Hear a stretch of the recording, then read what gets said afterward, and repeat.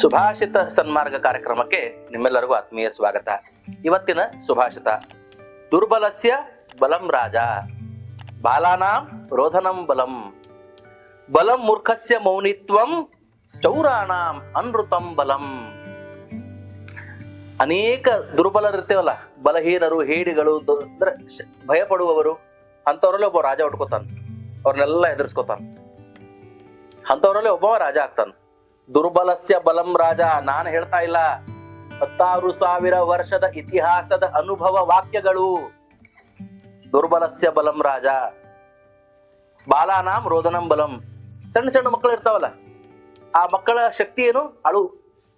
ಅಳ್ತಾವ, ತಮ್ಮ ಕೆಲಸ ಮಾಡಿಸ್ಕೊತಾವ, ಜೋರಾಗಿ ಅಳ್ತಾವ, ಒಳ್ಳೆ ಆಡ್ತಾವ, ನನಗದು ಬೇಕು ಅಂದ್ರೆ ಬೇಕಂತ ಹಠ ಮಾಡ್ತಾವ. ನಾವು ಕೊಡಿಸ್ತೀವಿ, ಯಾಕಂದ್ರ ಮಕ್ಕಳಿಗೆ ಅದು ಗೊತ್ತಿರೋದಿಲ್ಲ.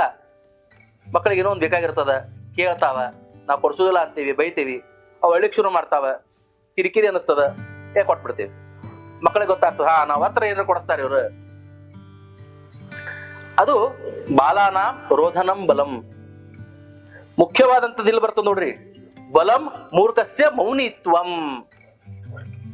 ಸಮಯ ಸಂದರ್ಭ ಬಂದಾಗ ಸರಿಯಾದ ವಿಷಯವನ್ನು ಮಾತನಾಡ್ಲಿಲ್ಲ ಅಂದ್ರ, ಅಥವಾ ಅವಶ್ಯಕತೆ ಇಲ್ಲ ಅಂದ್ರೆ ನಮ್ಮ ಅಭಿಪ್ರಾಯವನ್ನ ತಿಳಿಸೋದ್ರಿಂದ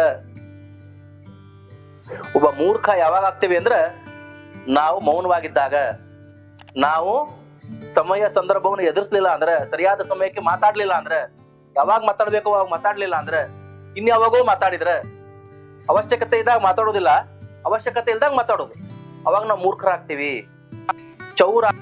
ಚೌರಾತಂ ಬಲಂ. ಕಳ್ಳ, ತಪ್ಪು ಮಾಡ್ದವ, ಸುಳ್ಳೇ ಅವನ ಬಲ.